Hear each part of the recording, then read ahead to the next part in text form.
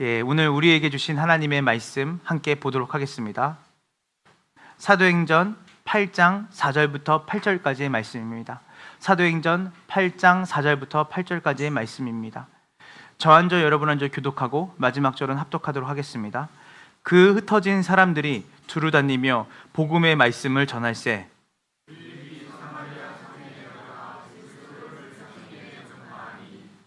무리가 빌립의 말도 듣고 행하는 표적도 보고 한 마음으로 그가 하는 말을 따르더라.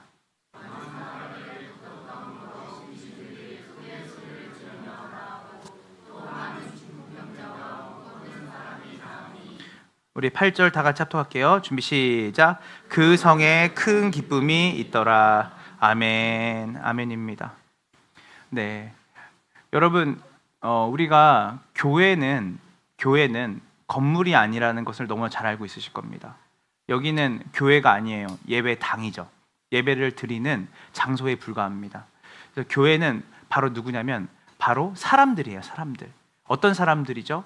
예수 그리스도의 십자가의 은혜에 힘입어 하나님께 구원을 받아서 하나님의 뜻대로 살기로 작정하고 하나님의 뜻 안에 살게 하시려고 부르신 사람들. 그래서 교회는 건물이 아니라 바로 사람들이에요. 사람들. 그래서 이 함께하는 교회가 될 수 있는 것은 건물이 있기 때문에 교회가 되거나 목사가 있기 때문에 교회가 되는 게 아니에요. 바로 예수 그리스도의 뜻을 따라 살기로 결단하고 그분의 부르심을 입은 여러분들이 있기 때문에 이곳이 교회가 되는 줄 믿으시기를 소망합니다. 그래서 교회는 에클레시아라고 하는 그 언어를 씁니다. 그래서 이 에클레시아는 뭐냐면 어디로부터 부름 받았다는 뜻이에요. 부름 받았다. 그러니까 여러분들이 세상으로부터 부름 받은 하나님의 목적 있는 부르심이죠. 장서가라고 누가 제 이름을 부른다면 그 부름에는 뭐가 있는 것이죠? 무엇을 위한 목적을 위한 부르심이겠죠. 그래서 교회 자체는 콜링, 우리가 야 하라고 부르다죠. 그래서 교회 자체는 그냥 야 하고 부르는 것과 같습니다. 그래서 교회 자체가 목적이 될 수는 없는 거예요. 그러니까 우리가 여기에 모이는 것 자체가 목적이 될 수 없는 거죠. 우리는 목적이 있는 부르심으로 이 자리에 있는 거예요. 그래서 릭 어렌이라고 하는 분이 쓴 목적이 이끄는 삶이라는 책이 있습니다. 목적이 이끄는 삶이라는 책이 있는데 거기에 보면 교회가 목적 없이 살아간다는 건 말도 안 되는 거. 그러니까 목적 없는 부르심은 말도 안 되는 거죠. 그래서 교회가 궁극적으로 가야 될 방향이 있고 가야 될 목적이 있다는 거예요. 더 나아가서 릭 어렌 목사님은 이렇게 얘기했어요.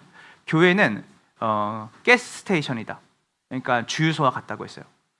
여러분, 주유소에서 기름을 넣고 주유소가 목적이 돼서 거기에 머물러 있는 분들은 없으시죠? 네. 네. 요즘 모 주유소를 가보니까 주유소 안에 몰도 있고 또 주유소 안에 여러 가지의 그런 어떤 우리가 즐길 수 있는 것들이 많아서 그 주유소에 머물고 싶은 생각이 가끔 들 때가 있지만 주유소 자체가 우리의 목적지는 아니죠. 그러니까 교회는 마치 주유소와 같은 거예요. 주님이 우리를 부르셨는데 이 교회 자체가 목적이 되는 게 아니라 여러분들이 이곳에 모여서 친교하고 함께 알아가는 게 중요해요. 그러나 이것보다 더 중요한 궁극적인 하나님의 목적을 향해 교회는 부르심을 받았다는 것을 믿으시기를 간절히 소망합니다. 교회에는 두 형태가 있어요. 한번 따라해 보시겠어요? 모이는 교회, 그리고 흩어지는 교회. 그래서 여러분들이 우리가 그리스도 예수 안에서 함께 모여서 코이노니아, 서로 교제도 하고 하나님의 말씀을 배우고 또 이 안에서 함께 하나님을 찬양하며 예배하며 우리의 정체성을 확인해야 되는 공동체, 모이는 교회가 있어야 됩니다. 반드시 있어야 돼요. 그래서 흩어지는 교회를 이야기하기 전에 우리가 부르심을 받았다라고 하는 그 연대, 더 쉽게 얘기하자면 전우회가 우리에게 있는 거죠. 그래서 우리는 세상에 살지만 세상에 속하지 않는 거룩한 하나님의 부르심을 입은 사람들이라고 하는 그 정체성을 확인하는 공동체가 바로 모이는 교회라는 거예요. 그래서 이 모이는 교회가 이곳에서 해야 될 일은 뭐냐면 기름을 주유하는 거예요. 가스를 넣는 거예요. 그래서 그 안에서 이제 우리가 어떤 목적으로 무엇을 위해 나아가야 되는지를 계속 되새김질하고 우리가 가진 그 보물과 같은 하나님의 복음이 얼마나 크고 놀라운지를 우리 안에서 먼저 경험을 해야 되는 것이에요. 우리 교회는 이제 설립한 지 이제 7개월이 막 지났습니다. 7개월이 지났어요. 근데 셀 조직을 나누지 않았어요. 그리고 여기 안에서 어떤 봉사를 기존에 있는 분들 제외하고 여태까지 한 번도 봉사를 누가 왔다고 해서 같이 하자고 한 적도 한 번도 없습니다. 왜냐하면 우리가 뭔가를 하기 전에 우리의 존재와 정체성을 바로 알고 그 일을 해야 되는 것이에요. 그래서 양육을 끝난 다음에 그 다음에 우리가 함께 셀도 나누고 우리가 전도도 하고 선교도 하려고 꾹 참고 있습니다. 여러분 피사의 사탑 아시죠? 그 탑이 이렇게 휘어져 있잖아요. 휘어져 있어요. 그러니까 우리가 어떤 존재인지를 정확하게 알지 못하면서 우리가 뭔가 열심으로 뭔가를 하게 되면 그 일 자체가 하나님의 일을 방해하는 일이 될 때가 많습니다. 그래서 우리가 궁극적으로 교회가 무엇인지, 그리고 교회가 왜 존재해야 되는지, 교회는 무엇을 위해 살아야 되는지를 여러분이 알지 못하면 사실 교회에 주일날 예배 드리러 오고 그냥 여러분들의 삶에 조금이나마 위안을 얻는 또 격려를 얻는 좋은 이야기를 듣는 정도, 또 내가 좋아하는 찬송 몇 곡 부르고 마음의 위로를 받는 정도로 여러분이 교회에 다닐 수 있다는 거예요. 건물을 교회를 생각하고. 그래서 여러분 교회가 무엇이냐? 교회는 목적 있는 부르심으로 이 자리에 서 있는 것이 교회고, 그 교회는 자기의 뜻이 아니라 하나님의 뜻을 위해서 존재하는 것이 바로 교회라는 것을 믿으시기를 소망합니다. 그래서 교회는 모이는 교회예요. 오늘 이렇게 모였어요. 우리가 모였어요.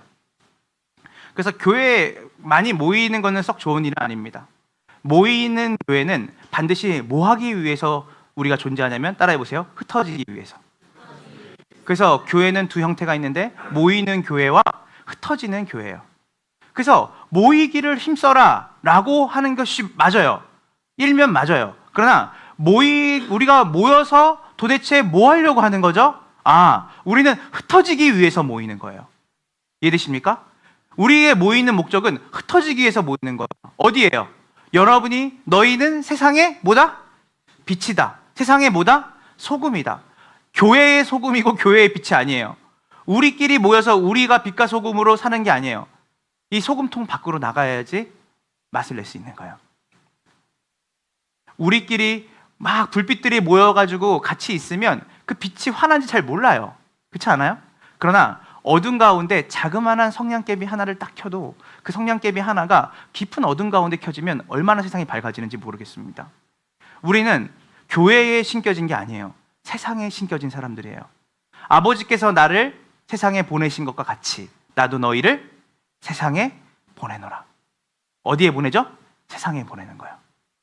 그래서 우리의 모든 양육과 우리의 모든 교회의 방향은 우리가 이곳에 모여서 뜨겁게 예배를 드리지만 그 방향조차도 우리가 어떻게 하면 우리의 일상을, 우리의 삶 속에서 우리가 예수 그리스도의 대사로, 예수 그리스도의 향기로 하나님의 복음을 보여주고 전하는 자로 살아가야 될지에 대한 고민을 우리가 하고 이 자리에서 흩어져야 된다는 것이에요. 여러분, 나무는 열매를 봐야지 그 나무가 어떤 나무인지를 우리가 알 수 있죠. 그래서 여러분들이 부흥이라면 많이 들었어요. 부흥. 자, 우리 교회가 부흥했으면 좋겠어. 여러분, 문득 드는 부흥은 다 숫자적인 것으로 여러분들은 착각을 하거든요. 그래서 부흥이라고 하면 숫자가 많아지는 거, 부흥이라고 말하면 뭔가 공간이 넓어지는 거. 교회가 부흥했대. 그러면 여러분들은 굉장히 숫자와 양적인 부분으로 부흥을 설명할 때가 많지만 성경은 부흥을 단 한 번도 양적으로 설명한 적이 없습니다. 부흥은 질적 단어예요. 부흥은 뭐냐면 리바이벌이에요. 되살아나는 거예요. 생명을 얻는 거예요. 죽었던 사람들이 생명을 얻고 살아나는 거예요. 그래서 어떤 분들은 이 부흥을 예수님과의 첫사랑을 회복해야 한다는 말로 하시는 분도 있을 거고요. 어떤 분들은 이 부흥을 아까 말했던 것처럼 숫자적인 것으로만 부흥을 따질 수도 있어요. 그러나 부흥은 진짜 잃었던 생명을 얻는 거고 죽어가는 사람이 정말 삶의 생명을 얻는 것이에요. 교회가 부흥인다는 말은 뭐냐면 교회의 정체성을 회복한다는 말과 똑같아요. 교회가 교회다워지는 게 부흥인지 믿으시기를 간절히 소망합니다. 숫자가 많이 모이고 교회 건물이 커지는 게 중요한 게 아니라 여러분이 진짜 그리스도 예수 안에서 생명을 얻고 그 생명을 갖고 여러분들이 여러분의 일상에서 힘있게 살아가는 것이 부흥인 줄 믿으시기를 간절히 소망합니다. 그래서 많이 모이는 것으로 교회는 건강성을 말하면 안 돼요. 흩어져서 얼마나 여러분들이 가정에서, 일터에서, 학업의 현장에서 예수 그리스도의 증인으로 살아가는 것이 여러분 교회의 건강성이라는 것을 믿으셔야 돼요. 우리가 여기서 아무리 뜨겁게 예배를 드린다 해도 이 예배가 우리 안에만 멈춰있는 예배라면 세상은 절대 빛 대신 그리스도를 볼 수가 없어요. 우리를 통해서 볼 수 있게끔 주님이 교회를 세우셨어요. 그래서 여러분들이 잘 흩어져야 되는데 그 흩어지기 위해서는 우리에게 뭐가 필요하냐면 따라해보세요. 부흥이 필요해요. 그래서 그 부흥은 다시 말하지만 양적인 것이 아니라 질적 단어고 그 부흥은 회복되고 되살아나는 것을 의미해요. 자, 여러분 우리가 한국 교회사를 보면요, 권위 있는 부흥이 있는데, 권위 있다는 말은 뭐냐면 우리끼리 너무 좋았어, 예배가 너무 뜨거웠어 라고 하는 우리끼리 안에서 말하는 어떤 뜨거움을 얘기하는 게 아니라 전 세계적으로 교회 역사가들이 와, 몇 안 되는 부흥, 몇 안 되는 사람들이 모여가지고 이게 부흥이라고 말하는 게 아니라 일반적으로 전 세계에 있는 교회사 교수들이 또 그리고 목회자들이 이거는 정말 권위 있는 부흥이라고 말하는 부흥이 한국에도 있었거든요. 그게 뭐냐면 따라해 보시겠어요? 평양대부흥이었어요. 평양대부흥. 여러분 그 평양대부흥 때 어땠어요, 여러분? 수많은 사람들이 죄를 자복하고 그 안에 그 사람들이 예배를 드리는 공간 안에서만 그들이 뜨거움을 경험한 게 아니라 그 안에서 선포된 말씀, 그 말씀을 붙잡고 그들이 실제로 뭐였냐면 죄에 대해서 돌이키고 그리고 하나님의 복음을 전하는 실질적인 삶의 전환으로 그 부흥이 평양 땅에 임했어요.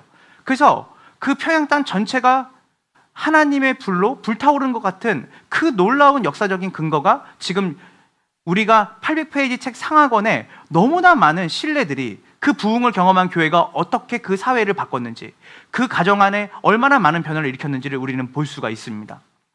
근데 여러분, 이 평양 대부흥의 핵심은 뭐냐면 이 부흥을 경험한 사람들이 가졌던 그 부흥에는 우리가 생각하는 어떤 뜨거움, 그리고 어떻게 우리가 보면 열정주의로 드려지는 부흥이 아니었다는 거예요. 그 당시의 부흥회는 우리가 생각하는 부흥회가 아니라 따라해보세요. 말씀 사경회. 그래서 부흥회는 사실은 우리가 6.25를 겪고 나서 한참 있다가 들어온 게 부흥회 문화고, 그 전까지는 선교사님들이 들어와서 바르게 말씀을 가르치는 사경회를 오랫동안 했습니다. 일주일이면 일주일, 열흘이면 열흘. 그래서 쌀가마니를 메고 와가지고 한 권의 책, 히브리서만 히브리서, 사도행전이면 사도행전, 그 말씀들을 깊이 있게 뭐예요? 선교사를 통해서 말씀을 배우는 시간이었어요. 여러분, 말씀이 일을 합니다. 진리의 성령이에요. 성령 하나님이 말씀을 통해서 우리를 분별케 하시고 그 말씀을 통해서 우리 가운데 역사하시는지를 믿으시기를 간절히 소망합니다. 그래서 말씀을 통해 그들이 뭐냐면 되살아남, 그들이 왜 존재하는지, 왜 이 땅에 사는지를 깨닫게 됐는데, 여러분 놀라운 사건은 뭐냐면 평양 대부흥이 일어나고 나서 여러분 거기 있는 사람들이 바로 뭘 하냐면 제주도에다가 선교사를 파송합니다. 제주 땅에 복음을 모르는 사람들이 대다수예요. 근데 잘 보세요. 그렇게 자신의 정체성을 말씀을 통해 확인하고 이제는 내가 하나님을 위해 살겠다라고 하는 사람들이 모여서 한 첫 번째 일이 뭐냐면 제주도에 첫 번째 선교사를 파송한 거였어요. 여러분, 미국의 영적 대각성, 그레이트 어웨이크닝이라고 하는, 그러니까 이런 평양대부흥처럼 한 도시 자체가 아니라 나라 전체가 그 하나님께서 주시는 놀라운 말씀의 은혜로 부흥을 경험했던 권위 있는 부흥들이 미국에서도 영적 대각성이라고 해서 1차, 2차, 3차가 있었는데, 그 1차 때는 조나단 에드워즈나 조지 필드 같은 사람들이 주축이 돼서 그 지역 자체에 아예 영적 지형도를 바꿔버린 거예요. 쉽게 말해서 사기를 치던 사람들이 그 자기 것들 다 다시 돌려주고, 또 그리고 실제로 유흥가들이 다 사라져버리고, 교회가 실제로 가난한 사람과 저 궁핍한 사람들에게 자선을 베풀어서 그 지역에는 가난한 사람이 없을 정도로 정말 그들이 먹고 사는 문제를 같이 해결해주고 의료나 여러 가지 사업들을 하는, 실질적으로 뭐가 있었냐면 교회에 일어난 부흥이 그 외부로 뻗어져 나가는. 그리고 2차 영적 대각성 때는 찰스 피니 같은 사람들이, 3차 대각성 때는 D.L. 무디 같은 사람들이 복음을 전하고 그들이 그 안에서 그 나라 전체의 그 부흥의 그 놀라운 영향력을 펼쳐나갔어요.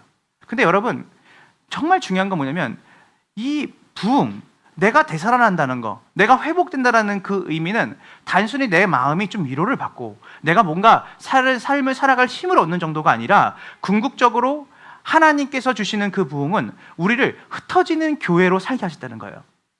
교회 안에 가둬두는 뜨거움이 아니라, 교회 안에서 열심히 봉사하는 교회 봉사 차원이 아니라 우리의 일상과 삶, 나아가서는 복음을 듣지 못하는 열방을 향해 그들이 부흥을 통해서, 말씀을 통해서 나아가는 결과로 부흥은 항상 그 열매를 맺었다는 것이에요. 2006년도에, 지금은 돌아가셨죠? 그 국제 YM이라고 예수 전도단이라는 단체를 세운 로렌 커닝햄이라는 분이 계세요. 이분이 얼마 전에 돌아가셨어요. 최근에 돌아가셨죠. 근데 이분이 이제 국제 예수 전도단이라는 그 단체를 설립해서 거의 억에 가까운 사람들에게 복음을 전한 분이에요. 그 단체가. 근데 이 로렌 커닝햄이 2006년도에 한국에 왔어요. 근데 여러분, 2006년도라는 연도는 되게 중요한 연도예요. 왜냐하면 평양 대부흥이 우리나라에 언제 있었는지 아세요? 1907년에 있었어요. 근데 이분이 2006년도에 왔더니 대한민국 전체가, 교회들이 뭘 했냐면 어게인 평양 대부흥, 그러니까 평양 대부흥과 같은 놀라운 부흥을 한국 교회가 기대했던 거예요. 100주년을 맞이해서. 그래서 이분이 2006년도에 들어와 보니까 교회들을 이분이 돌아다니면서 순회 설교를 하시는데, 교회들마다 이분이 워낙 유명한 영적 위인이니까 여기저기 교회에서 부른 거예요. 이분을 사랑의 교회, 뭐 우리가 잘 아는 뭐 온누리 교회, 다 이분이 설교를 하러 가시는데, 이분이 참 이런 말을 했어요. 참 묘하다. 한국 교회는 굉장히 다들 부흥을 구하고 있더라. 부흥. 그래서 부흥을 왜 구하냐고 봤더니 이분들이 생각하는 부흥은 다 자기 자신의 어떤 뜨거움, 하나님과의 사랑을 회복하고, 또 그리고 교회가 숫자적으로 영적으로 파워가 있는 그 부흥을 구하더라. 로렌 커닝햄이 한 신문에서 이렇게 인터뷰를 했어요. 우리는 부흥을 구하지 말고 하나님의 통치를 구해야 된다. 그러니까 부흥은 무엇을 위한 부흥인가? 오늘 여러분들이 신앙이 회복이 되고 여러분이 영적으로 회복되기 원하는 마음들이 다 있으실 거예요. 근데 그 회복이 무엇을 위한 회복인가? 목적이 없이 그냥 오늘 내가 좀 기도가 회복됐으면 좋겠다, 내가 오늘 내 마음이 정말 좀 회복됐으면 좋겠다라는 부흥이 아니라, 그 부흥 자체는 로렌 커닝이 이렇게 말했어요. 연료와 같다. 연료. 여러분, 연료예요. 연료가 연료를 위해 존재하지 않아요. 연료는 목적으로 우리 어떤 운송기구가 움직일 수 있도록, 우리가 운전하는 자동차들이 운전할 수 있도록 사실은 그 연료가 필요한 것 뿐인 거죠. 연료를 구하지 말고 궁극적으로 뭐 하냐면 하나님이 이 연료를 가지고 궁극적으로 원하시는 그 뜻을 구해라. 그것이 바로 뭐냐면 하나님 나라의 확장이다. 하나님, 저에게 부흥을 주세요. 저에게 회복을 주세요. 저희가 정말 예수님의 사랑으로 되살아나게 해주세요. 그렇게 하시면 제가 일터에서, 직장에서, 내 삶에서 주의 복음을 말로, 입으로 전하는 사람으로 살겠습니다. 여기까지 기도해야 된다는 거예요. 교회가 왜 말씀으로 뜨거워져야 되죠? 교회가 왜 기도의 끈이 끊이지 않고 기도가 계속해서 이 교회에서 터져나와야 되는 것이죠? 우리의 안락과 위안과 평안을 위한 기도도 해야 돼요. 그러나 그것은 성경이 말하는 권위적인 부흥의 열매는 아니에요. 견위적인 성경에서 말하고 교회 역사 속에서 말하는 권위적인 부흥은 반드시 어떤 열매를 맺었냐면 복음 전도와 하나님의 성교의 완성에 대한 열망으로 그 열매가 맺어졌어요. 이 지역에, 이 땅에 교회를 채우고자, 교회의 숫자가 더 많아지고자 부흥을 하나님 주세요라는 게 아니라, 실적으로 하나님의 나라와 하나님의 통치와 예수 그리스도를 말미암아 영원한 생명을 얻지 못하는 자들에게 이 복음, 하나님의 복음이 전해져야 되는데, 그 전해지지 않는 것에 대한 안타까움과 애통함이 이 부흥의 열매로 나타났다는 것이에요. 여러분, 우리나라에 들어왔던 많은 선교사님들이 있어요. 토마스 선교사님, 언더우드 선교사님, 연세대학교를 세우신 분이죠. 아펠란젤러. 이 수많은 선교사님들이 언제 들어왔는지 아세요? 그레이트 어웨이크닝, 3차 영적 대강석 때 이분들이 학생들이었고, 이분들이 그냥 의대생이었어요. 근데 이분들이 부흥을 경험한 거예요. 부흥을 경험하니까 이분들이 저 북방의 얼음섬으로, 남방의 상호섬으로, 그 지금처럼 비행기가 운송수단이 돼 있던 때가 아니에요. 배를 타고 가면 적어도 6개월, 7개월을 배를 타고 오다가 죽어요, 다 대부분이. 그래서 뭐라고 말하는지 아세요? 그때 당시에 부흥을 경험한 수많은 대학생들, 청년들, 성도들은 가미카제식 선교를 했다는 거예요. 왜냐하면 얼마나 의료적으로 열악해요. 근데 그 뜨거운 마음을 가지고 이 복음을 듣지 못하는 사람을 향한 열망과 열정이 그들을 사로잡으니까 그들이 그냥 배를 타는 거예요. 6개월을 가다가 내리지도 못하고 죽는 사람들이 과반수였답니다. 배를 타고 가다 죽는 거예요. 여러분, 언더우드와 아펠란젤러도 여러분 어웨이크닝, 영적 대강성 운동에서 벌어지는 스튜던트 발런티어 무브먼트라고 하는 학생 자원자 운동이에요. 뭔지 알아요? 그 당시에 목사님들이 학교 채플의 말씀을 전하면 이 청년 대학생들의 마음에 불이 붙는 거예요. 그러니까 뭐예요? 견딜 수가 없는 거예요. 그래서 이 친구들이 방학 때 자기들이 자기의 여행 일정을 다 반납하고 뭐 하냐면, 우리 지금 동아시아, 특히 복음이 전해지지 않는 동아시아 지역에 우리 복음이 필요한데 누가 갈 겁니까? 해서 이 친구들이 자발적으로 방학 때 뭐 하냐면, 주님이 우리를 보내시면 가겠습니다라고 하는 그 자원서를 들고 이 사람들이 뛰어다녀요, 학생들이. 그래서 몇 명이 헌신했는지 아세요? 여러분, 23,000명이 주님이 보내시면 우리가 가겠습니다 해서 23,000명이 저 북방의 얼음섬으로, 남방의 산호섬으로 그들이 흩어지기 시작해요. 그때 결단하고 들어온 사람이 언더우드와 아펠란젤러가 우리나라에 들어온 거예요. 우리는 이 자리에서 우리가 뜨겁고 우리가 주님 앞에서 정말 말씀으로 우리가 세워지기 원하고, 주님 제가 영적으로 회복되기 원합니다라는 기도를 넘어서 성경이 말하는 그 부흥을 하나님이 주시는 그 목적에 대해서 우리가 바르게 알지 못하면 그 부흥은 얼마 지나지 않아서 다 사라지고 말 거예요. 저는 우리 함께하는 교회가 정말 하나님의 부흥을 경험하기 원합니다. 저는 여러분들의 마음에 불타오르는 하나님에 대한 사랑이 회복되기를 원해요. 또 여러분 가운데 말씀과 기도를 사모하는 그 마음이 회복되기 원해요. 그러나 그 회복이 궁극적으로 가리키는 그 목적인, 여러분을 통해서 아직도 하나님의 나라의 통치를 받지 못한 사람들이 주님께 돌아오기를 여러분이 원하고 그것에 결단하며 그것에 여러분의 삶을 드리기로 원하는 그 부흥의 바른 열매가 우리 가운데 있길 간절히 소망합니다.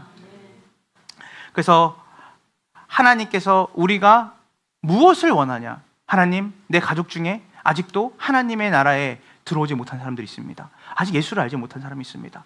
하나님, 그 사람을 위해 기도해야 되는데 제가 기도할 힘이 없습니다.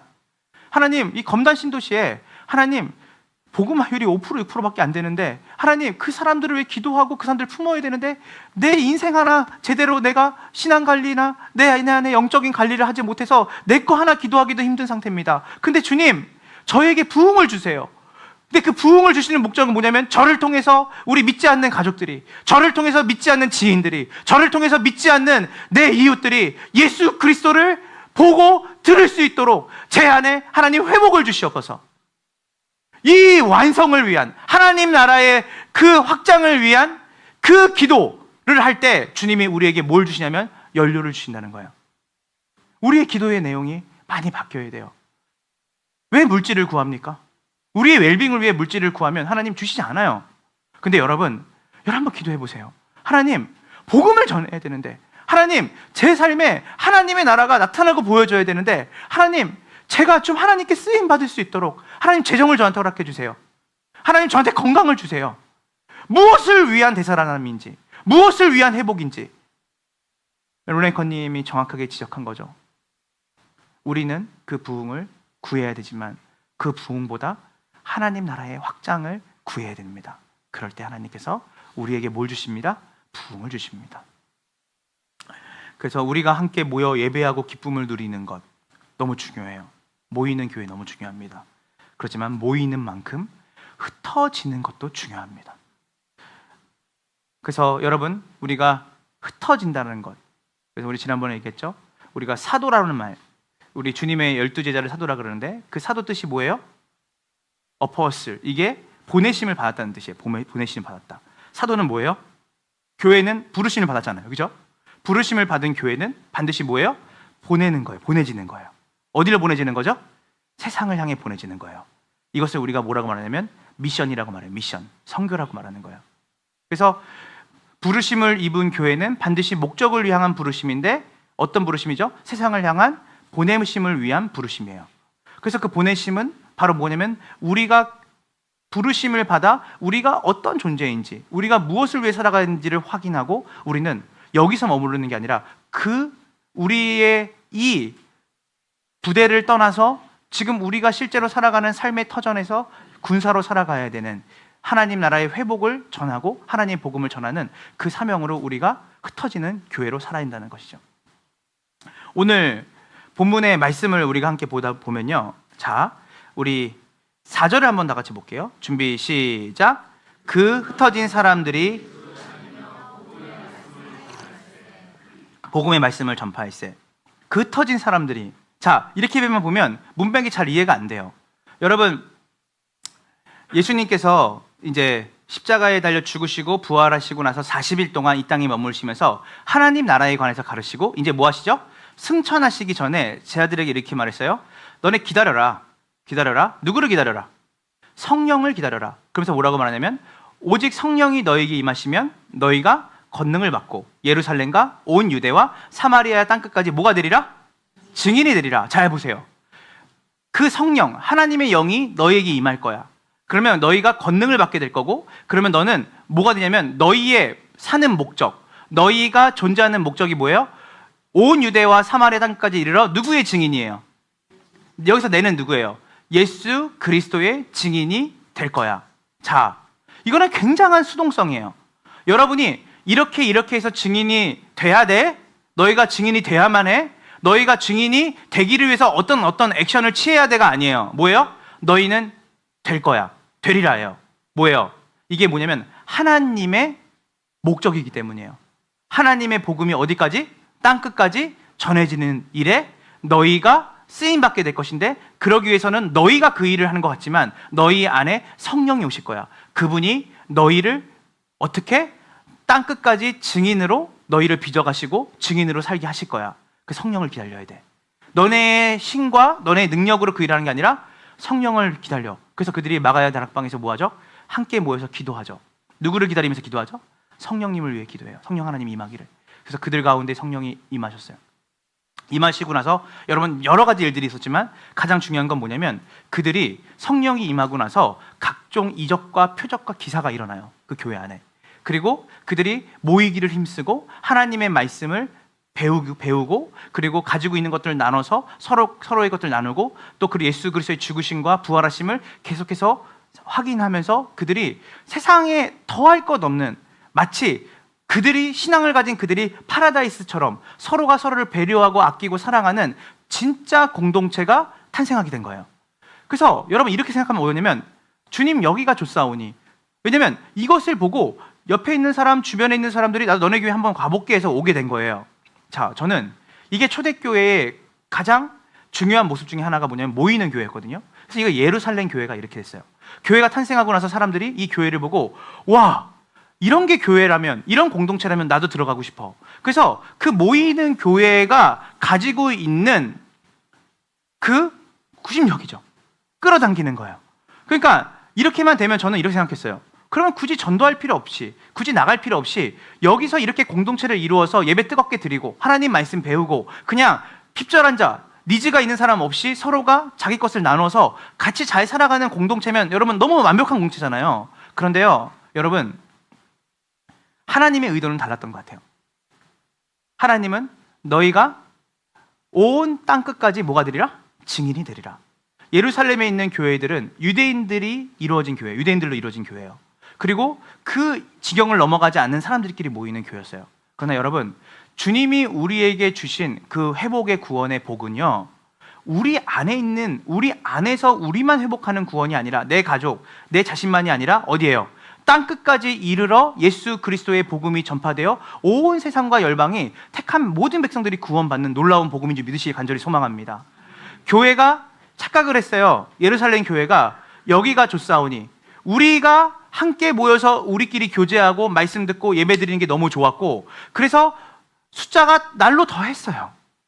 너무나 완벽한 이상형적인 교회였는데 그 교회에 갑자기 뭐가 오냐면 핍박과 박해가 일어나요.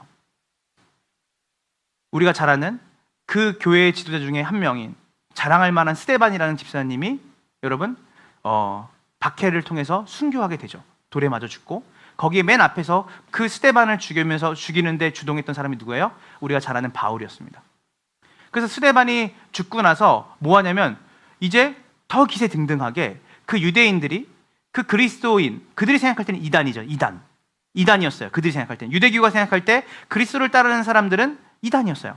근데 그 그리스도를 따르는 사람 중에 대표되는 한 명을 그들이 죽이고 나서 이 바울이라고 하는 이 사울, 그때 당시 사울이죠. 사울이 자기가 그 공의회에 가서 이제 앞으로 그리스도를 따르는 사람들을 내가 잡고 죽일 수 있는 권한을 달라고 할 정도로 기세등등하게 기독교인들을, 그리스도인들을 진멸하려고 했죠. 스데반의 순교를 통해서. 그러니까 어떤 거냐면 너무나 평화롭게 자가 성장했던 교회가 하루아침에 박해와 핍박을 받는 대상이 되면서 거기에 대표적인 지도자가 돌에 맞아 죽게 되고, 그러면서 뭐냐면 그 모두가 흩어지게 되는 일이 있어요. 이 흩어지면 뭐예요? 자발적 흩어짐이 아니에요. 강제적으로 흩어진 거예요. 그들은 흩어질 마음이 없었습니다. 그들은 여기가 조사원이었어요. 제가 보니까 함께하는 교회는 딱 한 30명 정도 모여서 예배드리고 애찬하면 너무 좋을 것 같아요. 걱정도 없고 고민도 없고 다 신자들이야. 이렇게 모여가지고 그냥 복음 듣고 그냥 우리가 여기서 크리스마스 예배 드리고 이렇게 하면 너무 좋아. 선교지? 거기까지 어떻게 신경을 써요 우리가? 야, 우리 여기 주변에 사람 어떻게 신경 써? 그냥 여기가 좋고 우리 애들만 잘 키워서 그냥 신앙 유산 상속해주고. 다시 한번 얘기하지만 하나님이 교회를 세우신 목적과 우리가 세우는 교회가 이런 모습이면 좋겠다라는 그 목적이 다를 수 있다는 거예요. 하나님이 교회를 탕 쳤어요, 망치로. 그러니까 그들이 싹 흩어졌어요. 자, 근데 참 신기한 게 뭐냐면요, 우리가 8장 1절부터 3절까지를 다 같이 읽어볼게요. 사도행전 8장 1절부터 3절입니다. 준비 시작. 사울은, 여기서 그가 죽임당할 때 그는 스데반입니다. 시작. 사울은 그가 죽임당함을 마땅히 여기더라. 그날에 예루살렘에 있는 교회에 큰 박해가 있어서 사도 외에는 다 유대와 사마리아 모든 땅으로. 자, 여러분 보세요. 우리가 아까 오직 성령이 너에게 임하시면 너희가 권능을 받고 예루살렘과 온 유대와 사마리아 땅까지 내 증인이 되리라. 이게 사도행전 1장 8절이에요. 자, 이러면 제가 마치 짜맞추기를 한다는 게 아니라 사실은 장과 절은 이 다음에 후대에 나눠졌기 때문에 이걸 의도적으로 한 건 아니에요. 그러나 여러분 참 신기한 게 뭐냐면 8장 1절은 거꾸로잖아요. 8장 1절에 너희가 성령이 너희에게 임하시면 너희가 뭐가 된다고요? 예루살렘과 온 유대와 사마리아 땅끝까지 흩어져서 복음을 전하는 교회가 될 거야 라고 했는데 그들이 뭐 했어요? 흩어지지 않았잖아요. 그들이 모여서 그들 안에서 여기가 좋사오니 어떻게 보면 그들에게 주신 하나님의 연료가 그들 안에서 소비가 되는 일이 있는 거예요. 너무 좋았어요, 그들은. 그러나 하나님께서 8장 1절에 와서 스데반의 죽임과 더불어 어떻게 되죠? 유대와 사마리아 모든 땅으로 교회가 흩어지게 되는 일을 하나님이 이루세요. 걱정하지 마세요.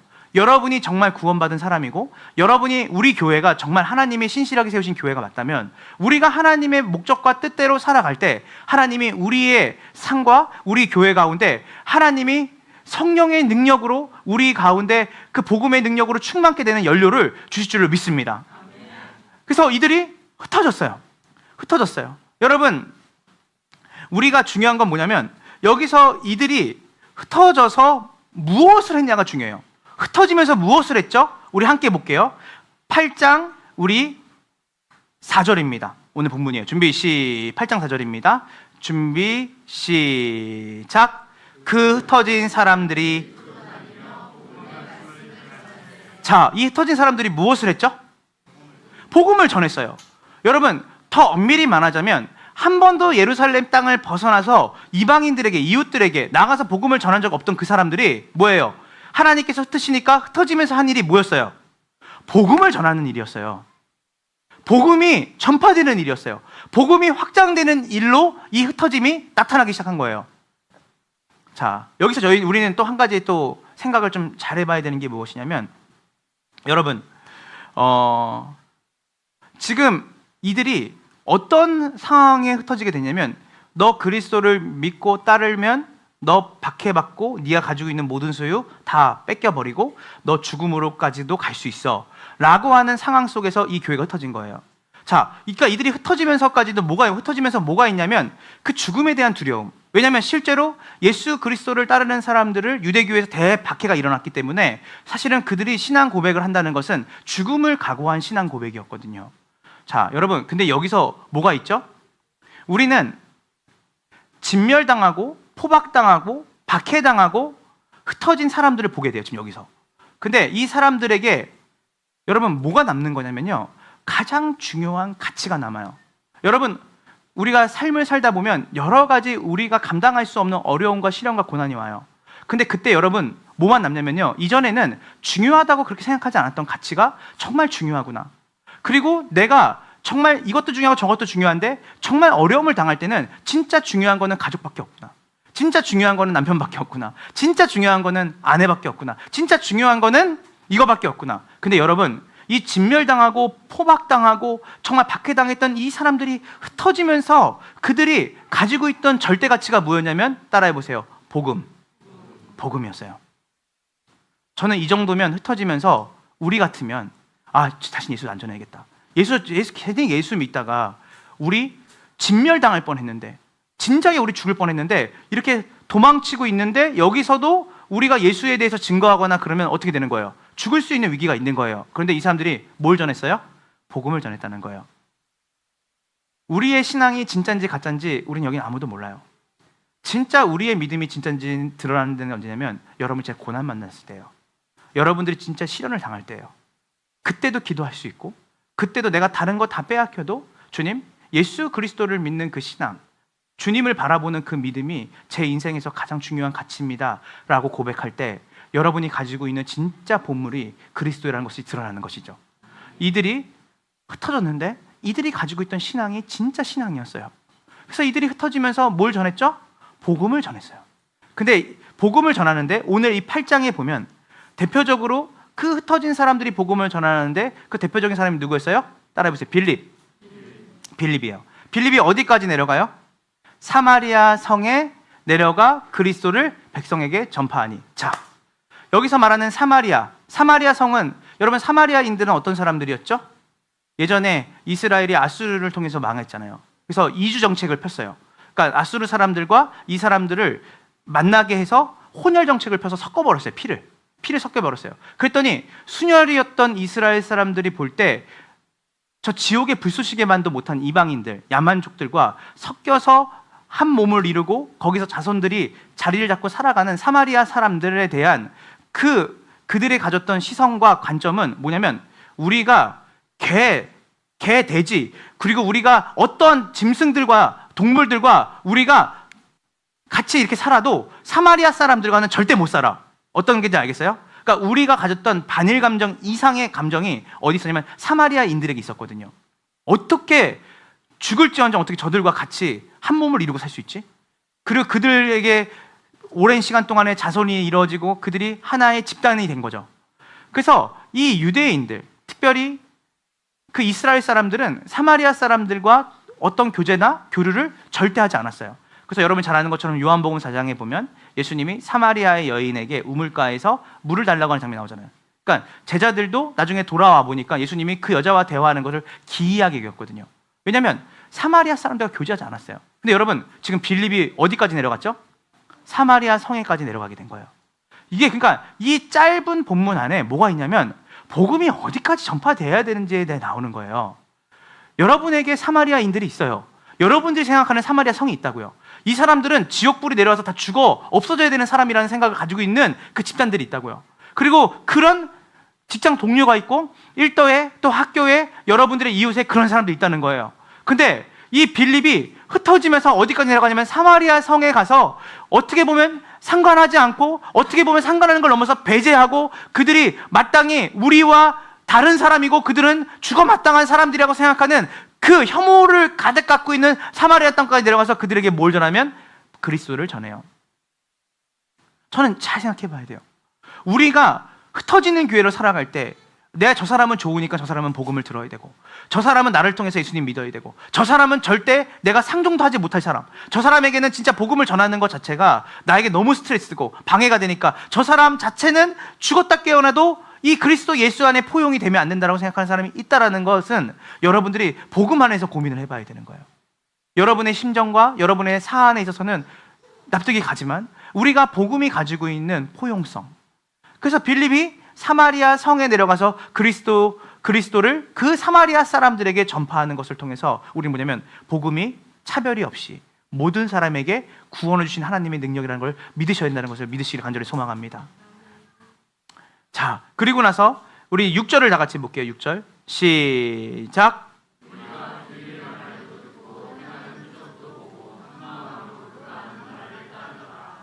자, 보세요. 여기서 중요한 거는 한번 보세요.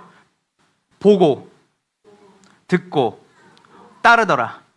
동사가 나와요. 보고, 듣고, 따르더라. 자, 빌립이 하는 말을 그들이 들었어요. 뭐죠? 예수 그리스도에 대한 복음인 거죠. 말씀을 들었어요. 자, 근데 우리는 전도라고 하면 우리는 그냥 말로 전하는 것을 전도라고 생각하는데 사실은 빌립이 뭘 보여줬죠? 행하는 표적을 이들이 봤어요. 여기서 여러분 행하는 표적은 뭐예요? 저는 육신적으로 병든 자들이 낫는 일들이 있었으면 좋겠습니다. 나타나야 됐으면 좋겠어요. 그러나 우리가 거기에만 무게추를 들고 하면 신유에만 빠져 있어요. 그러나 여러분 마음적으로 피폐한 사람들이 있어요. 그리고 마음속으로 살소망이 끊어진 사람들이 있어요. 그 사람들이 그리스도 예수의 복음을 듣고 봄으로 인해서 회복되는 역사가 있기를 소망합니다. 그리고 정말 내 삶 속에서 어떤 관계적인 문제, 재정적인 문제, 그 어려운 문제가 그리스도 예수를 믿음으로 그 사람들이 살소망을 얻는 놀라운 복음의 능력이 그들 가운데 임하기를 원해요. 그래서 따라해 보세요. 복음은 들려져야 되고 보여져야 된다. 여기서 말하는 표적은 세메이온이라는 뜻이에요. 세메이온. 그러니까 뭐냐면 여러분 표지판이라는 뜻이에요. 여러분 표지판 자체가 목적은 아니죠. 그러나 그 표지판을 통해서 뭘 보냐면 하나님의 능력을 보는 거예요. 그 표지판을 통해서 뭐예요? 하나님의 일하심을 보는 거예요. 저는 오늘 예배 중에 여러분들 가운데 정말 내 마음에 정말 죽고 싶은 만큼의 그런 어떤 비참함이 여러분을 짓누르고 있는 그 사람들이 있다면 말씀을 듣는 중에 회복되는 놀라운 역사가 있기를 소망합니다. 그리고 여러분 가운데 정말 어긋나고 비틀어진 관계가 여러분 한 주 동안에 여러분의 삶 가운데 그리스도 예수를 말미암아 회복되어져서 그 회복을 여러분들이 보여주는 자로 살아가기를 소망합니다. 그래서 여러분 하나님 나라는 말에 있지 않고 어디에 있죠? 능력에 있어요. 능력에 있어요. 그래서 이 교회에 오는 사람들이 회복이 되어야 되는 거예요. 여러분을 만나는, 관계적으로 만나는 직장과 일터에 있는 사람들이 여러분을 통해서 회복이 되는 역사가 있어야 되는 것이에요. 그래서 여러분들이 그리스도를, 복음을 말로 열심히 전문을 외워서 전하는 게 아니라 보여주고 들려주는 통합적이고 총체적인 증인으로서 여러분이 살아가는 놀라운 능력이 여러분에게 있음을 여러분이 고백하고 그것을 놓고 기도해야 될 줄로 믿습니다. 그래서 제가 항상 어디 먼 거리를 가거나 같이 저를 운전해 주시거나 아니면 저랑 같이 누군가 대화를 나누면 제가 늘 기도하는 게 뭔지 아세요? 하나님 오늘 이 사람이 저와 대화 나눌 때 힘을 얻게 해주세요. 하나님, 그래서 대화를 나눌 때 최대한 복음 중심으로 대화를 많이 나누려고 하거든요. 왜냐하면 복음의 능력이 있으니까.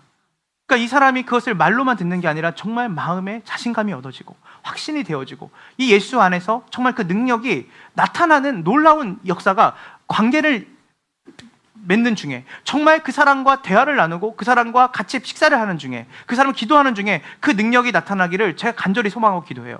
그래서 여러분들을 통해서 여러분의 삶에 여러분과 관계 맺고 있는 사람들이 예수 그리스도의 복음을 듣는 걸 넘어서 그 사람들에게 그 복음이 능력이 되어지는 놀라운 역사를 여러분도 보고 그 사람들을 보는 놀라운 은혜가 있기를 간절히 소망합니다. 그래서 그들이 듣고 보고 한 마음으로 그가 하는 말을 따랐어요. 많은 사람에게 붙었던 더러운 귀신들이 크게 소리를 지르며 나가고 복음의 능력이죠. 그리고 또 많은 중풍병자 못 걷는 사람이 나으니 그래서 복음의 능력이 나타나는 거죠. 그게 영적이든 육적이든 그들의 삶 가운데 그들을 묶었던 트라우마든 모든 것들을 끊어내는 능력이 복음에 있다는 것을 보여주는 것이에요. 자, 이제 말씀을 마무리하려고 합니다. 여러분, 교회는 모이는 교회가 있어요. 그리고 교회는 그 모임은 반드시 뭐예요? 흩어지는 교회로 살게 하나님이 하세요. 그것은 뭐냐면 복음의 확장 때문이에요. 땅끝까지 이르러 내 증인이 되리라. 그래서 흩어지는 교회는 우리가 흩어집시다 시대가 아니라 권위 있는 부흥, 하나님이 주시는 말씀을 통해 주시는 깨달음에서 오는 부흥은 반드시 우리를 향해 구부러져 있지 않게 하고 바깥으로 손을 피게 하는 부흥으로 일어난다는 것이에요. 근데 이 부흥에는 복음이 전해지는 거기 때문에 복음은 말 장난이 아니거든요. 진짜로 그 사람에게 보여지는 상과 그 사람에게 보여주는 그 복음에 대한 확신에 대한 그 지식이 그 사람에게 능력으로 나타나고 보여지고, 그랬을 때 그 사람이 그 복음의 능력을 보고 들음으로 인해 예수를 따르는 결과까지가 주어진다고 성경은 명확하게 얘기하고 있습니다. 저는 함께하는 교회의 모든 성도님들이 복음을 들려주고 복음을 보여주고, 그리고 여러분들을 통해서 그 사람들이 예수 그리스도를 따르는 데까지 가기를 주님의 이름으로 축원합니다. 그래서 성령이 오신 목적이 그거예요. 여러분, 성령을 의존하셔야 돼요. 성령께서 여러분에게 그 능력을 주시러 오신 거예요. 권능으로 오셨어요. 그래서 여러분들이 성령이 오신 목적은 여러분 다른 것이 아니에요. 여러분이 권능을 받아 주님의 증인으로 살아가게끔 도우시려고 오신 분이 성령인지 믿으시길 간절히 소망합니다.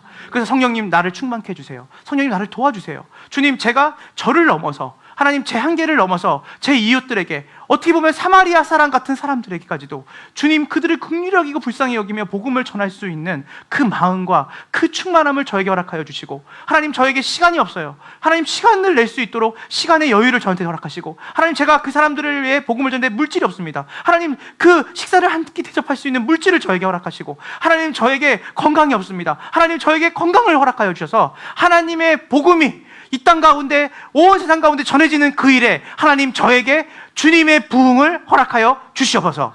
그 기도를 하는 우리가 됐으면 좋겠습니다.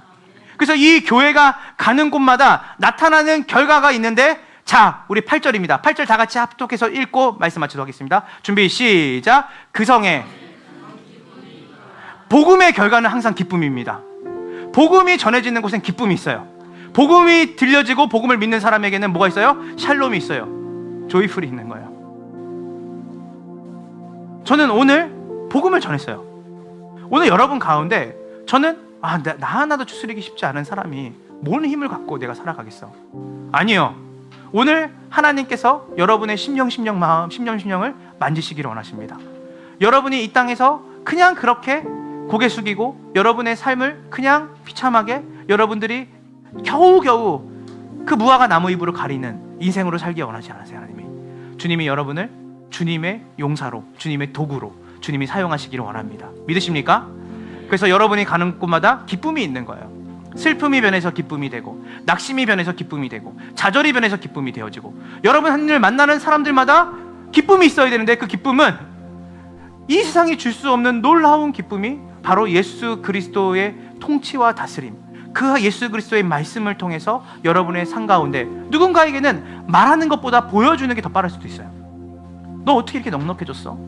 너 어떻게 이렇게 평안이 넘치게 됐어? 너 어떻게 이렇게, 너가 얘기할 때마다 어떻게 내가 귀에 쏙쏙 들어오냐? 그리고 네가 손을 잡아주고 기도할 때 내가 예수를 안 믿지만 눈물이 나더라. 내 마음에 기쁨이 생겼어.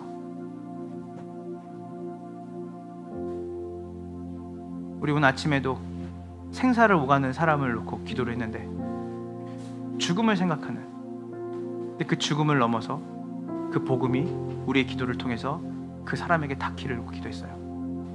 절망을 기쁨으로 바꾸고, 낙심과 좌절과 죽기를 간청하는 그 사람에게 하늘로부터 오는 기쁨, 복음의 능력을 가진 사람들의 기도를 통해서 그에게 미래에 대한 기대와 소망과 기쁨이 있기를 기도했어요.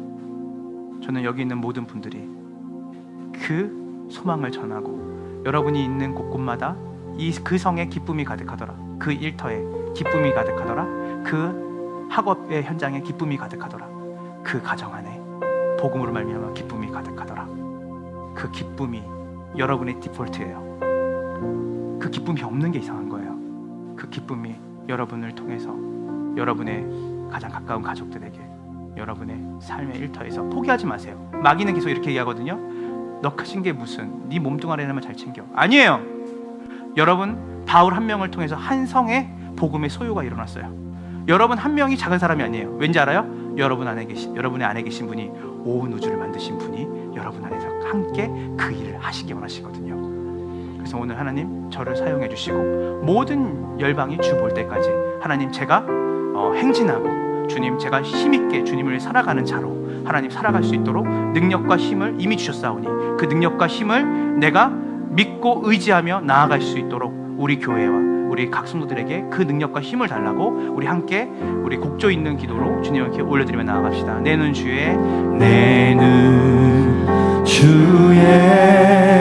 영광을 보내. 지금 우리 가운데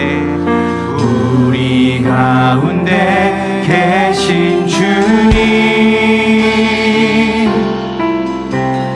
그 빛난 영광 온 하늘 덮고 그 찬송 온 땅. 다시 한번 고백해볼까요? 우리 하나님이 어떤 하나님이시죠? 내는 주의 영광을 보내. 내는 주의 영광을 보내. 오늘 이 교회 가운데 찬송 가운데 서신 주님, 주님의 얼굴은 주님의 얼굴 땅끝을 향해 있죠. 사마리아 땅에 있죠. 세상 향하네. 권능의 발을 드셨네. 주의 영광 이곳에 가득해. 우린 선에 주님과 함께 찬양하며 우리는 전진하리. 그 교회의 사명대로 모든 열방 주 올 때까지. 다시 한번 고백합시다. 내는 주의 영광을 보내. 내는 주의 영광을 보내. 지금 이 시간에 우리와 함께 계신 우리 가운데 계신 주님, 그 빛난 영광 온 하늘 덮고 그 찬송 온 땅 가득해. 내는 주의 영광을 보내. 지금 이 자리에 우리의 찬송 가운데 서신 주님, 교회의 주인이고 여러분의 주인이시죠. 주님의 얼굴을 어딜 향하시죠? 온 세상 향하네. 권능의 발을 드셨네. 주의 영광 이곳에 가득해.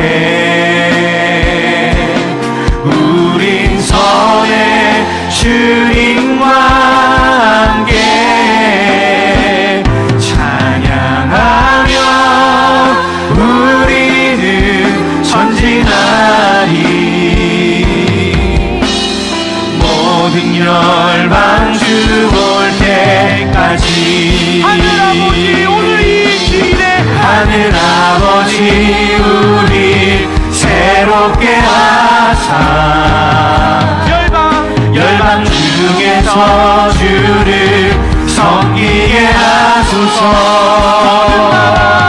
모든 나라 일어나 찬송 부르며 영광의 주님을 보게 하소서. 모든 나라 일어나 찬송 부르며 영광의 주님을 보게 하소서. 모든 나라 일어나 찬송 부르며 영광의 주님을 보게 하소서.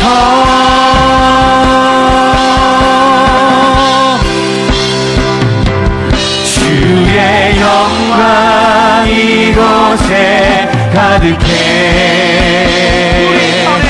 우린 선에 주님과 함께 찬양하며 우리는 전진하리. 모든 열방 주 올 때까지 찬양하며 우리는 전진하리. 모든 열방 주 주 볼 때까지 우리 마지막으로 찬양하며 우리는 전진하리 모든 열방 주 볼 때까지.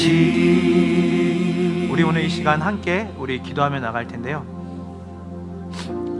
하나님, 우리가 예수 그리스도를 믿는 것과 교회로 사는 것이 다르지 않습니다. 왜냐하면 그 예수 그리스도를 믿음으로 구원받은 사람들이 모인 곳이 교회이기 때문이죠. 우리 함께하는 교회에 우리가 왜 모일까요? 우리를 하나님 왜 모으셨을까요? 여러분, 우린 여기 왜 모여있죠? 이제는 누구든지 자기 자신을 위해 사는 사람도 없고 죽는 사람도 없으니 우리가 사나 죽으나 그리스도의 것이로다. 그리스도의 몸된 교회로서 그분이 우리에게 가리키는 방향이 있다는 거예요. 그 안에 살 때 우리에게 능력이 주어져요. 그것을 위해 기도할 때 주님이 우리에게 주님의 말씀으로 우리의 심령을 가득 채우시고 우리가 여태까지 알지 못했던 소망과 기대가 하늘로부터 우리 가운데 충만케 되어지는 경험을 하게 되는 것입니다. 여러분, 우리 주저앉아 있으면 안 돼요. 우리 앉아 있으면 안 돼요. 우리 진짜 손이 풀려서 우리 그냥 손 놓고 살면 안 됩니다. 오늘 여러분이 입을 벌려서 주님께 기도해야 돼요. 주님, 제가 증인으로 살고 싶습니다. 주님, 증인으로 살고 싶습니다. 시간과 물질과 하나님 내 달란트를 주님의 증인으로 드리고 싶습니다. 하나님, 지금도 주변에 하나님을 알지 못하고 소망 없이 절망과 좌절 속에 두려움 속에 살아가는 사람 많은데 그들에게 우리가 가야 진짜 기쁨이 그들에게 임합니다. 하나님, 우리가 먼저 기쁨을 회복하기 원합니다. 하나님, 우리 가운데 복음의 능력이 회복되기를 원합니다. 우리가 회복되어서 흩어져야 됩니다. 하나님, 우리에게 오늘 이 시간에 부흥을 주시되 어떤 부흥이죠? 하나님 나라 확장에 대한 그 목적을 가진 부흥을 우리에게 주셔서 믿지 않는 가족들, 믿지 않는 직장 동료들, 믿지 않는 내 지인들, 일터에, 학업에 내가 아는 모든 사람들, 주님, 그들에게 하나님이 주시는 참된 기쁨이 그리스도로 예수로 말미암아 주어지기 원합니다. 하나님, 저에게 오늘 신앙의 회복을 주세요. 하나님, 저희 안에 복음의 능력의 회복을 주시옵소서. 그리하여서 증인으로 살아갈 수 있는 그 목적대로 살아갈 수 있는 기쁨을 전하는 자, 소망을 전하는 자로 하나님 한 주 동안 살아가기로 결단하는 우리 함께하는 모든 교회의 성도들이 되기를 주님의 이름으로 축원하며 우리 함께 주여 힘찬 기도하며 주님 앞에 간구하며 나갑시다. 주여!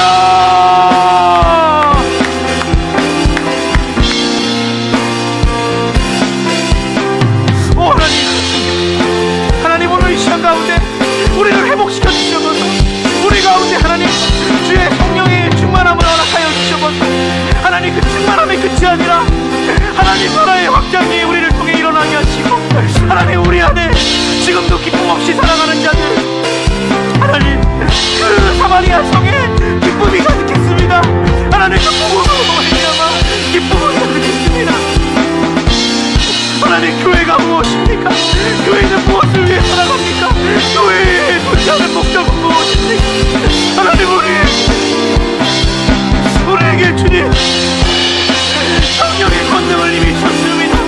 그 성령의 충만함을 갖고 살아가게 하시고 우리 안에 주저앉아있고 낙심되어지는 하나님 놓아버렸던 것들이 다시 회복되어지는 교회 되게 하시고 하나님, 우리 어린아이들부터 청년들에게까지 하나님 건강한 기독교 교육을 받고 건강한 복음을 주님 전수받았어. 이들이 주님 복음을 갖고 그들의 삶에 도전했어. 교회 중심이 아니라 하나님 중심으로 살아갈 수 있는 아이들, 하나님 중심으로 살아갈 수 있는 그 성도들의 삶, 우리를 통해서 복음이 보여지고 복음이 주님 전해지는 놀라운 역사, 놀라운 소명으로 살아갈 수 있게 하여 주시옵소서. 하나님, 먼저 이들이 능력을 경험하게 하소서. 복음의 능력을 경험하게 하소서. 오늘 주저앉아있는 자들이 두 다리 힘을 얻고 일어서게 하시고 하나님, 시간을 잃고 시선을 잃고 영적인 청림이 되어 살아왔던 자들이 다시 영적으로 눈이 떠지게 하시며 하나님, 건강의 문제와 어려움이 있는 자들이 오늘 하나님의 성령의 능력으로 회복되어지는 놀라운 은혜가 있게 하여 주시옵시고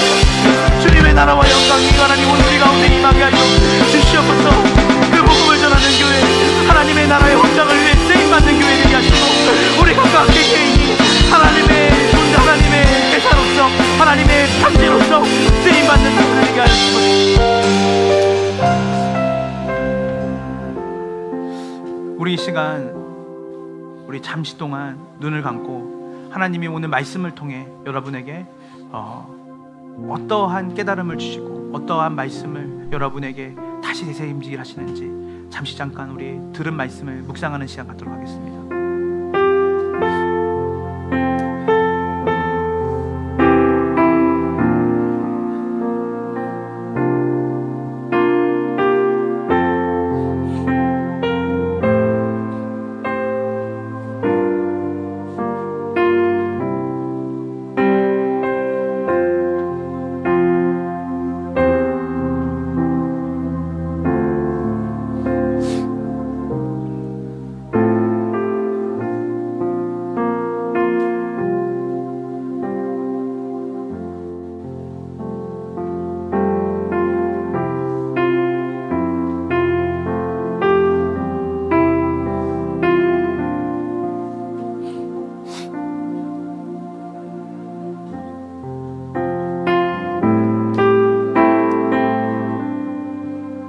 오 하나님 감사합니다. 교회가 왜 존재하는지, 교회는 어떨 때 가장 큰 부흥을 경험하는지 우리가 깨닫게 되었습니다. 하나님, 이 시간 우리가 모이는 교회로서 힘써 주님을 예배하고 뜨겁게 하나님의 말씀 안에서 성령의 능력을 경험하는 교회가 되기를 원합니다. 하나님, 그러나 거기서 머무는 것이 아니라 우리가 많은 시간 우리의 일상의 영역, 저 하나님을 대적하는 세상 속에서 우리가 빛과 소금으로 살아가는 것까지 가기 원합니다. 하나님, 우리를 통해서 세상이 기쁨을 보기 원합니다. 우리를 통해서 예수 그리스도의 복음으로 말미암아 주어지는 참된 평안과 그 구원이 그들 가운데 보여지기를 원합니다. 들려지기를 원합니다. 주님, 그 일에 우리 교회를 사용하여 주시옵시고 우리 각 성도들의 삶을 사용하여 주시옵소서.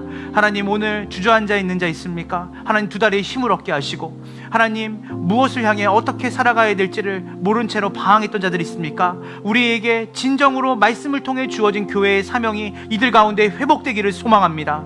그리하여서 왜 사는지, 무엇을 위해 나아가야 되는지, 무엇을 위해 우리의 삶을 드려야 되는지 다시 하나님 그 눈이 떼어지게 하시고 그 두 손에 힘이 들어가게 하시며 그 두 발이 뚜벅뚜벅 그 방향을 향해 걸어갈 때 주님을 향해 정말 이들이 구하는 그 힘과 능력이, 그 부흥이 이들 가운데 놀랍게 주어지는 것을 경험케 하여 주시옵소서.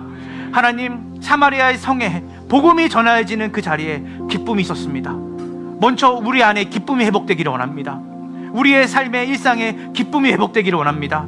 환경으로 주어지는 기쁨을 넘어서 하나님과의 바른 관계를 통해 주어지는 진정한 기쁨이 우리 각 성도들의 삶 가운데 회복되게 하여 주시옵소서. 하나님, 더불어 이들에게 시간과 물질과 하나님 달란트를 이미 주셨습니다. 하나님, 그리고 아직 그 복음을 전하는 일에 필요한 것들이 있습니다. 하나님, 이들을 넘치도록 채워주셔서 하나님, 이들이 자기 자신의 웰빙을 넘어서 하나님 나라 확장을 하는 일에 이들의 시간과 이들의 물질과 이들의 달란트를 기꺼이 하나님 나라를 위해 드릴 수 있는 힘과 능력 이들에게 허락하여 주시옵소서. 지금은 우리 구주 예수 그리스도의 은혜와 아버지 하나님의 크신 사랑과 성령 하나님의 교통하심이 교회의 사명과 소명을 바로 알고 하나님의 그 놀라운 소식, 그 복음을 전하는 그 일에 쓰임받기로 결단하며 모이는 교회로 힘써 모이고 또한 흩어지는 교회로 그 복음을 전파하는 일에 힘써 복음을 전하기로 결단한 이곳에 있는 모든 성도들의 가정과 이들의 상가, 이들의 일터와 이들의 학업의 현장 가운데 지금으로부터 영원까지 함께 있을지어다.